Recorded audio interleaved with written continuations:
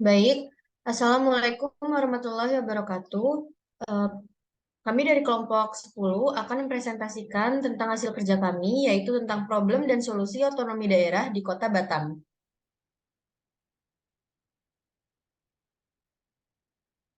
Sebelumnya, izinkan saya untuk memperkenalkan kelompok kami. Yang pertama itu ada saya sendiri, Fairuz Afra, dengan NIM 81114214799. Yang kedua ada Anggita Sukmajati dengan NIM 8111421421480.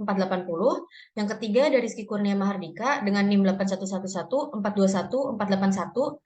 Yang keempat ada Salsabila Suci Ramadhani ya dengan NIM 8111421421482. Dan yang terakhir ada Francisca Enri Purba dengan NIM 8111421421483.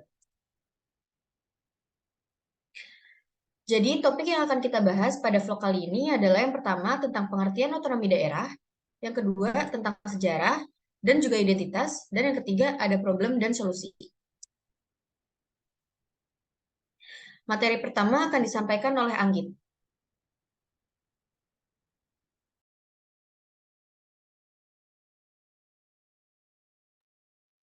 Baik, apakah suara saya terdengar? Terdengar, Anggit. Halo, apakah suara saya terdengar? Terdengar. Oke, oke. Baik. Otonomi daerah merupakan hak, wewenang, dan kewajiban daerah otonom untuk mengatur dan mengurus sendiri urusan pemerintahan serta kepentingan masyarakat setempat dalam sistem NKRI. Otonomi daerah memiliki hakikat, diantaranya merupakan otonomi masyarakat daerah, serta tidak sekedar otonomi pemerintahan daerah serta hak daerah yang telah ada pada masyarakat setempat.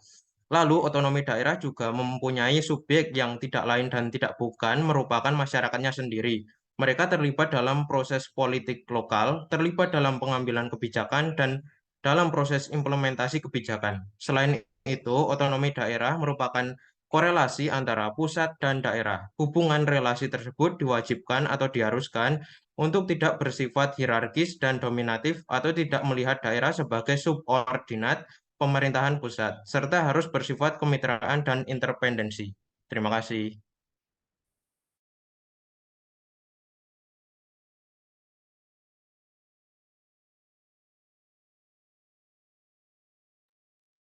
Baik, sejarah Kota Batam. Jadi Pulau Batam itu dahulunya itu bernama Pulau Batang. Nah, menurut catatan sejarah, peradaban di Kota Batam ini sudah dimulai sejak 231 Masehi dan diperkirakan pada saat itu Pulau Batam dihuni oleh penduduk ras Melayu. Pada abad ke-18 masa penjajahan Belanda dan Inggris, kedua pihak asing tersebut bersaing untuk menguasai perdagangan di perairan Selat Malaka. Bandar Singapura yang maju dengan pesat kala itu menyebabkan Belanda berusaha dengan berbagai cara menguasai perdagangan Melayu dan perdagangan lainnya di lokasi itu.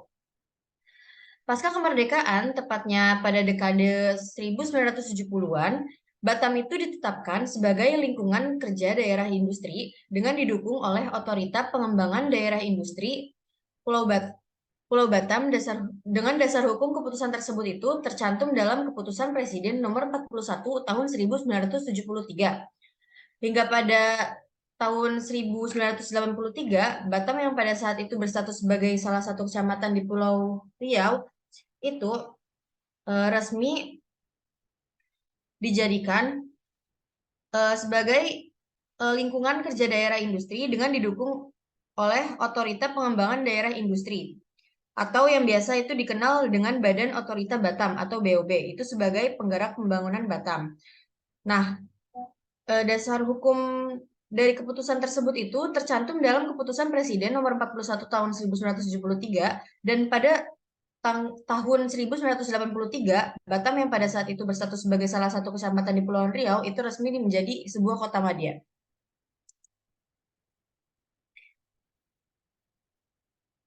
Materi selanjutnya itu akan dijelaskan oleh Siska.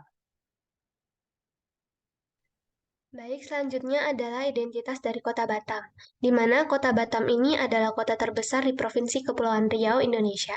Nah, wilayah Kota Batam ini terdiri dari Pulau Batam, Pulau Rempang, dan Pulau Galang, dan juga pulau-pulau kecil lainnya di kawasan Selat Singapura dan Selat Malaka.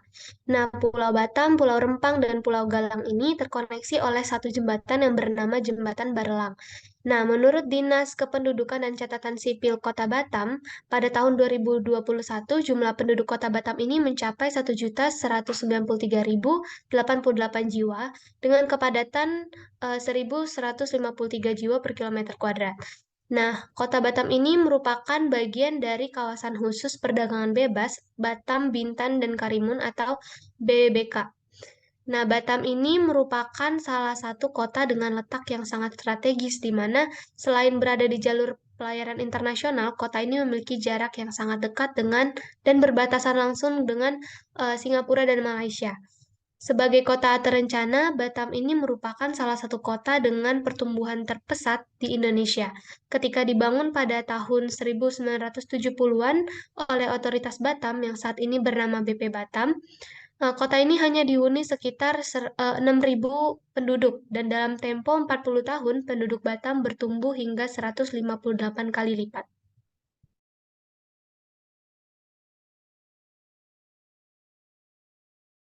Materi selanjutnya akan dibawakan oleh Salsa.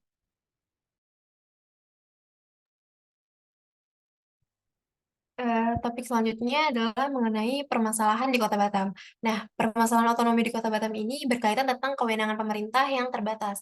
Nah, keterbatasan itu mencangkup kawasan perdagangan bebas dan pelabuhan bebas, bahwa yang menjadi akar permasalahan pengembangan kawasan Batam mengenai kewenangan.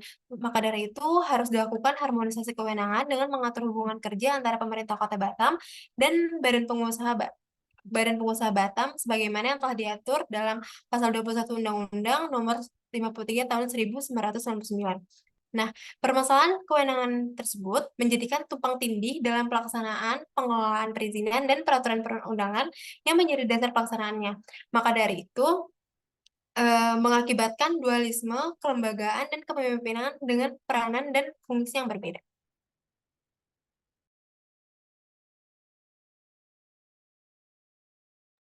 Materi selanjutnya akan dibawakan oleh Rizky. Baik, kemudian di sini saya akan membahas terkait solusi dari permasalahan tersebut. Solusi yang dapat dilakukan untuk mengatasi keterbatasan kewenangan pemerintah Kota Batam dalam kawasan perdagangan bebas dan pelabuhan bebas adalah dengan menata ulang kembali regulasi yang dirasa tumpang tindih antara hak dan wewenang yang tertuang dalam Undang-Undang Nomor 44 Tahun 2007 tentang Kawasan Perdagangan Bebas dan Pelabuhan Bebas Batam dengan Undang-Undang Nomor 23 Tahun 2014 tentang Pemerintahan Daerah. Selanjutnya, hal tersebut dapat dilakukan dengan cara mengalihkan semua kewenangan yang diberikan kepada satu badan otonomi khusus tingkat provinsi. Pemerintah pusat harus konsisten membuat regulasi dalam hal tujuan yang akan dicapai. Juga, regulasi yang ditetapkan harus mempunyai jangka waktu agar terciptanya kepastian hukum dalam berinvestasi. Selanjutnya, pemerintah Kota Batam sebagai lembaga pemerintahan juga harus selalu proaktif untuk menyelesaikan berbagai permasalahan yang ada dengan mengajak segenap stakeholder. Dengan begitu, permasalahan-permasalahan yang terdapat dalam pemerintah Kota Batam itu diharapkan dapat diselesaikan dengan menerapkan asas-asas pemerintahan umum yang baik. Selanjutnya saya kembalikan ke moderator.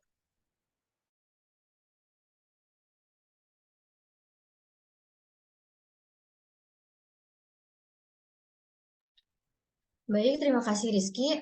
Sekian presentasi dan vlog dari kelompok kami. Kurang lebihnya mohon maaf. Wassalamualaikum warahmatullahi wabarakatuh.